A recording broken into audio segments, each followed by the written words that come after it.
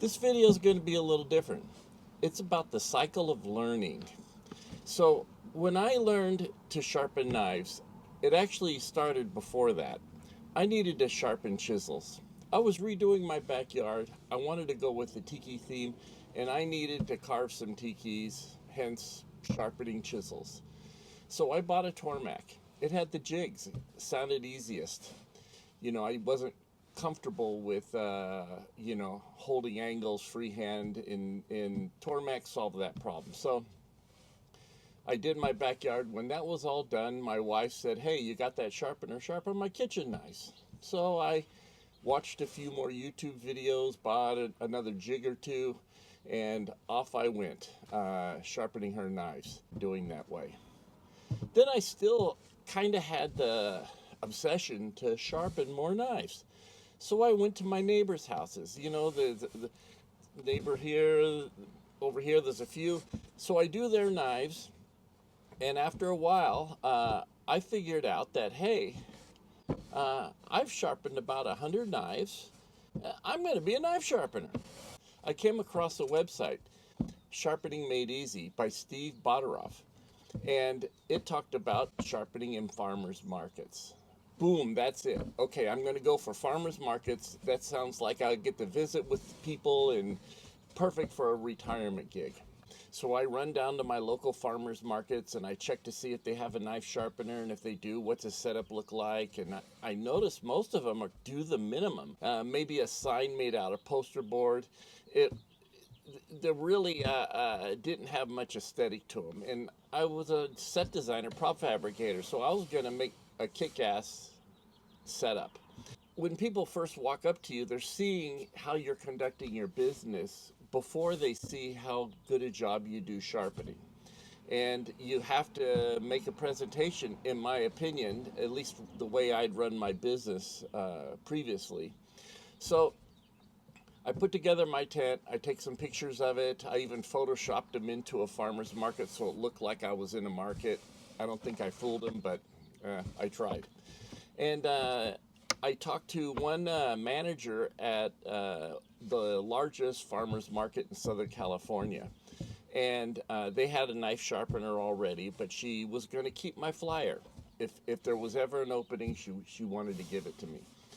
And I went along getting other farmers markets, and they were, horrible. I mean, God, I went to so many markets where I didn't even make $100. I was learning my craft. I was learning how markets worked. I was out invisible, at least, because that's part of it, is to be seen. Hopefully somebody else will see you. Managers go from market to market to see if somebody's got something new, and they might, take you if your setup looks good. So anyway, I'm thinking it's getting pretty frustrating. It had been like 2 years of not having a good market. The only good spot I had set up on the main drag in town, and I did it for a year, and it was pretty good. But the Chamber of Commerce finally lowered the boom on that, and so I had lost that spot. But anyway, I'm sitting at one of my terrible markets thinking, what the hell am I going to do? And I get a phone call. I get a phone call from what would be my perfect market. It's 10 minutes from my house. It's the second best market around. The neighborhood is fabulous. Everybody's so friendly. I've shot some videos in this market. And they had a problem with their knife sharpener. He committed one of the three sins that you cannot commit if you're in a market. You cannot steal, you cannot fight, and you cannot die. Those three, and that's about it. So he didn't steal, and he didn't die, but he had a temper.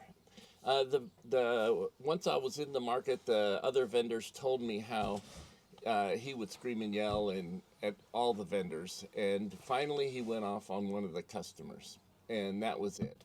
He was out, I was in. So now I'm in the market. Everything's going great. I'm getting faster. I when I first got in the market, oh gosh, I was just so slow. I wasn't using jigs anymore for my Tormac. I was freehanding it, but you just are slow at the beginning. I haven't mastered pushing down hard yet on the stone. Having to check and go back and redo. I wasn't consistent. Consistency is important. And also, what was getting me was the burr. Getting rid of the burr completely. You got to be careful to do that. Now that I've been in the market for a while, I think it's one of the number one problems. The profile of a knife is the second problem. But burrs, a lot of sharpeners are selling burrs to their customers. And I do not want to be doing that. So what I did, and I'm going to be confessing here, I would over deburr. And what that means is when I test the knives, it doesn't have that super acute apex, just to my fingertips. And I'm doing it a lot, so I'm sensitive to this feeling. Most people wouldn't feel it, I don't think. But my knives push cut paper beautifully. They just weren't as sharp as they could be. But I didn't sell any burrs. So, years go on, customers come and talk to me about problems they've had with other sharpeners, and, my knife went dull in 3 days, and if your knife goes dull in 3 days, it's probably a burr. Or they would say, I think my knife was duller when I picked them up than when they were dropped off. I would have to attribute that to a really big burr. At least I'm presuming these things. And so, my process is working. I get a lot of repeat customers. They say they love my knives. I'll have a customer come and I sharpen their knives a few weeks before, a month before. They'll be walking past my booth. Somebody will be asking me, and they'll butt in and say, hey, this guy's knives, they're really good. Have him sharpen them. Don't be concerned. So, my customers are happy with the edge. But I know what's going on. So I asked two of my chefs, ones that I can trust their opinion and that they will tell the truth. And I asked them, how do my knives compare to other sharpeners? And they both said similar things. My knives aren't the sharpest, but they're the most consistent.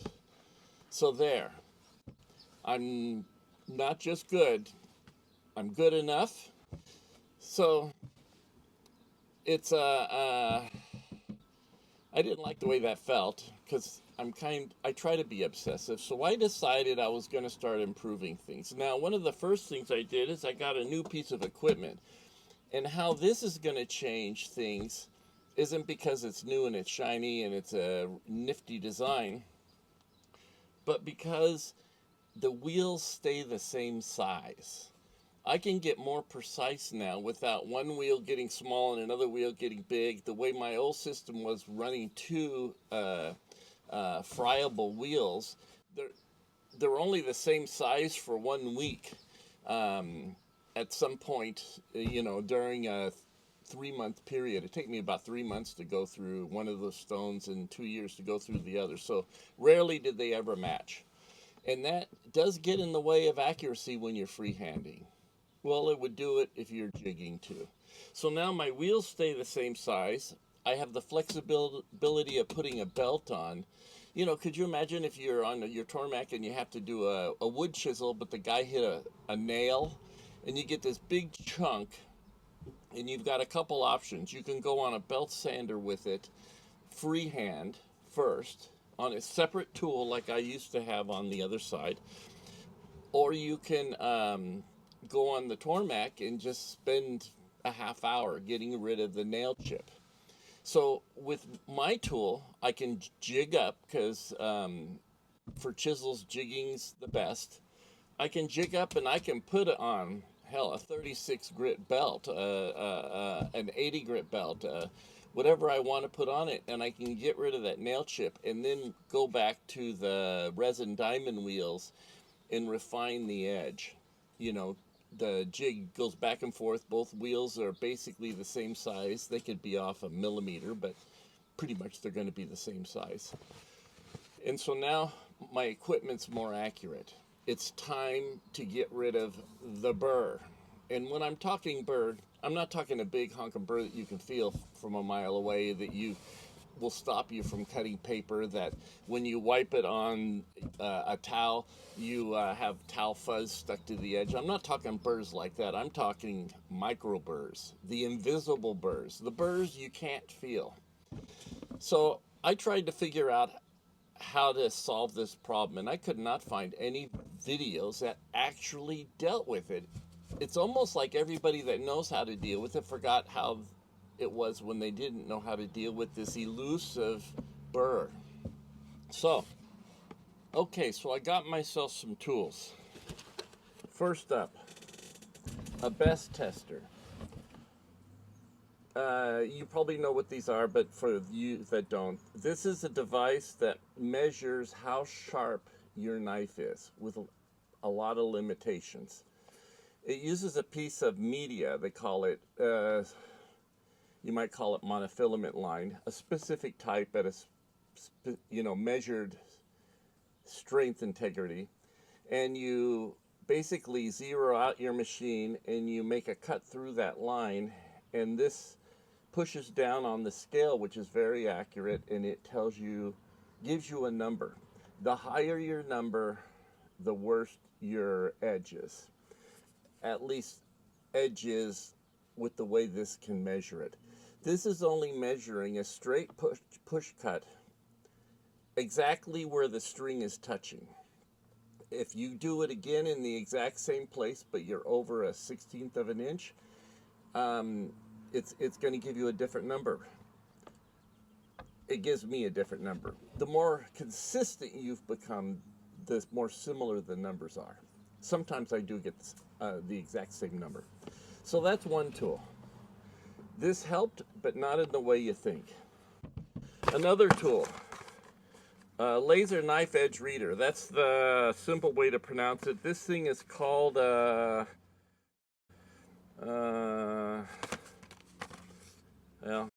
but it's not on my box. It's just a laser knife edge. So the way this works is there's a laser. You turn it on, and it shines on this scale. When you put a knife in here, it splits that laser beam and shines them out and gives you your angles. You can tell if your knife's held straight by the secondary dots, and you get those centered, and then you can see maybe one edge is at 10 degrees and the other one's at 18. You need to work on, the consistency of your bevels.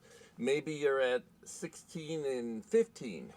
That's pretty close. If you're learning, that's real close. I'm happy with that. So this thing is cheap, well worth getting. The best tester, there's 3 models. There's one that is very coarse measurements.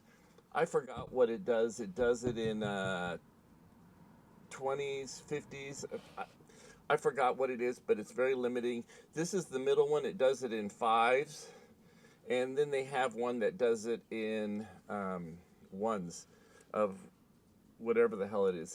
Whatever the measurement is, Newton gram weights or whatever they call the measurement. So this guy helps out, and I'll explain a little bit. Now, there's a third item I got, and this thing is really cool. I had one before, a super cheapy one, and it broke. I decided I was going to throw down some serious dough, $200, is this guy. It's a microscope. It works really good. It's so much better than, I presume you can see it here, than what I had before. Much higher resolution. This one has 3 lenses. It's not just digital enlarging, but 3 separate lenses, and then you can digitally enlarge from those. It has the built-in light, so you can move the light around to see what your whatever you're trying to see better to get the angle of the light right. It's quick setup, so you just plug it in and it turns on and you're ready to go. It has a card you take out to put in your computer, and this one I used a lot. So okay, I've got my new test equipment. I have my new Cutter Master Tradesman Edge. I'm in business. I'm excited about improving my edge. This has been on my list of things to do for years, actually. So I'm using my tools and I'm trying to solve the problem. And I'm testing with the best tester, looking at my numbers, and for some reason, everything I did didn't change my numbers. They were always within 10 digits from each other. It didn't make sense. I was going mad. I was really going mad. So what do you do in a situation like that? You go back to YouTube. So I went to YouTube and I stumbled on a couple websites that ended up helping me a lot. So the first website, it's done by Ryan Swanson, District Cutlery. Now, Ryan is a master sharpener. I mean, you know, the sharpening, the thinning, he knows it all. I believe it's his brother and him have a knife store where they sell high-end Japanese knives. It's a real nice operation, and what's great about his videos is he shows you everything. He doesn't hide details. He doesn't show you everything except the last thing, and just not mention the last thing, and then you can't figure out. He was showing you everything. He tells you what equipment he's using. He doesn't change equipment all the time because he's got a store and he wants to sell stuff. He uses the same stuff for all his stuff. So, you know, it's great he's sharing this. Okay, so by far my favorite video of his, the first one I saw, it was on a channel that's called Never a Dull Moment. It's a whetstone sharpening channel mainly, but the guy went to Ryan's shop and took a knife that he was his first knife to try to thin and straighten out, and he admits he kind of messed it up, and he took it to Ryan to have Ryan completely restore it. And it's a 45-minute video. I mean, you're seeing the whole thing. It didn't take him 45 minutes to do the whole thing, but with the stopping and talking and telling you why he's doing things, it adds, you know, it doubles the time. But you got to watch that video. It's great. So you got to check that out. Now, the thing about the Micro Burr in Ryan's site, he doesn't answer the problem of how do you deal with the Micro Burr, unfortunately. But his channel's so good, watch it. Now, another channel is the Sharpening Guy. Now, maybe you guys know this. You probably know Ryan too. They're really involved in the Facebook groups and forums and all that stuff. I don't really follow that stuff, so I had missed the boat. But I'm told that they're pretty involved in those types of communications. But anyway, Matt Hendrick's channel, he's just as good as Ryan. He's got a lot more videos out, and he goes through the processes, and you can kind of see what's going on. You have to use your imagination. And he doesn't cover the Micro Burr. And that's my problem. So somebody told me, call him up, you know, that somebody who knows him. And he says that he knew my channel, so he'd probably respond to me. So I call him, and got in 10 minutes, he got back to me. Such a nice guy. This guy is super, super nice. And I told him what my problem was, that the edge was slightly rounded off. And of course, that, you know, I mentioned it cuts paper beautifully. It's not rounded off, but I can feel it, and I'm not happy with it. And he, in Messenger, I get a text from Matt while I'm talking to him, and he did a quick video, and he did a process. He's explaining it to me on the phone while this video came in, and he wanted to try something, and it worked. So he sent it to me while he's talking to me, and oh my God, it worked. It's not the proper fix, but it's a Band-Aid fix. So I was in business, at least for the time being. So now I want to get the proper fix where I'm not rounding the burr off. It's not that I'm correcting the burr after it's been rounded. So I've been talking to Matt more on this. So Matt has classes you can take for a fee.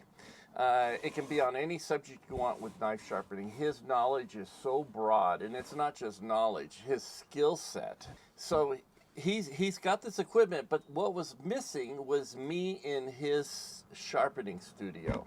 I'm on the other side of the country. And so I was able to use my microscope to take a picture of results and send that to him. I was able to tell him what my best number was. He could recommend something I do. That would happen pretty fast on a phone call. And I would try it. And sometimes, I'd get a bad score. And all it needed was one more pass each side on the strop. And then, boom, my scores are good again. Sometimes it was that simple. And you feel for that micro burr. And if it's really small, I'm not able to feel it yet. Yeah, if it's a micro burr, but not super micro, yeah, I can feel that and take care of it. And it's going to take me time. Matt Hendricks can feel burrs, and it took him years to do it. Hopefully maybe I can get it good enough faster.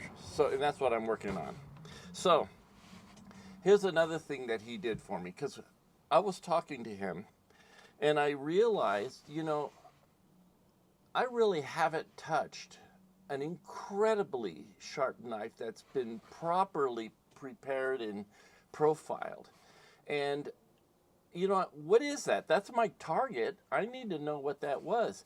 And Matt said, well, I got 4 knives that match. And he put a different sharpening process on each one of those knives. Sharpened a certain way that we had talked about. Ways that I could emulate to some degree. And so these knives are such knives. Like this knife is Murray Carter's process on the Tajero 4K with a stropping. And he takes these knives, these are not expensive knives, but he thins them down so they're proper. And he puts that edge on it. And I tell you, you feel these edges and they are insanely sharp. No way would I slide my fingers on them, even carefully. I could use the same knives. I knew what the scores were on those knives, and I could see how close I'm getting. And I was getting a lot closer. And so I highly recommend, if you're going to have a class, figure out how you can utilize that service, because that really communicates a lot. Again, you're better if you go to them. If I had just gone to the airport and flown out there and spent a day with him, I'd have this all solved in one day. But doing it over the phone, and it's taken a little longer, and I still have the practice that I need to keep doing. Okay, so now I got a little information from another person that I've known for years, Mike from Perfect Edge. He's the designer of the tower. If you don't know what the tower is, it's maybe the most expensive, largest, highest performing sharpening system you can buy. It's a complete system, so you're not mixing and matching wheels that weren't designed specifically to be used one after the other. And that's one of the problems I was having. Wheels that weren't quite doing their job, so the next wheel had more work to do, and it all needs to be balanced out. The last wheel is working off of what the first wheel did, and every wheel in between, or strop, or whatever it is you're doing. So I had called Mike and told him I'm still having troubles with this, getting my best numbers better in the Micro Burr, and he gave me a couple tips that totally made sense. And so I implemented those, and my numbers got better immediately.